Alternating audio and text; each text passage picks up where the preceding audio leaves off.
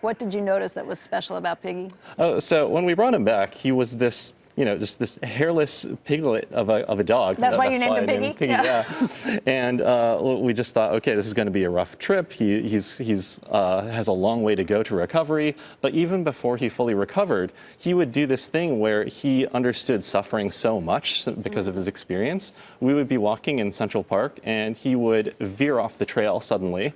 And no matter how difficult it was for him, he ran and zoomed in on one person out of the entire crowd. Somebody who might be in need too? Yeah, and then he would always do the same thing. He would put his paw on them and say, and then just look them in the eye. And the person that he would do that to they would cry, and they would always say, how did you know I needed that? And they would say things like, oh, I just lost my best friend, or my dog just died this morning or something, and your dog knew that I needed that little extra paw. That is amazing. Yeah. What a great dog.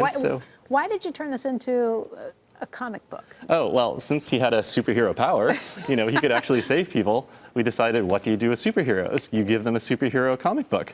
So we gave him, it was almost just a little throwaway idea, like, what happens if we made him into a comic book?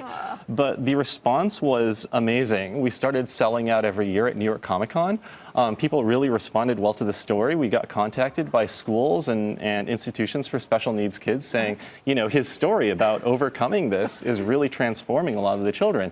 And we put all of the proceeds from the sales of his comic into his foundation to help children and other animals like him, both over here and all over the world, who just didn't have access to the special care that they needed.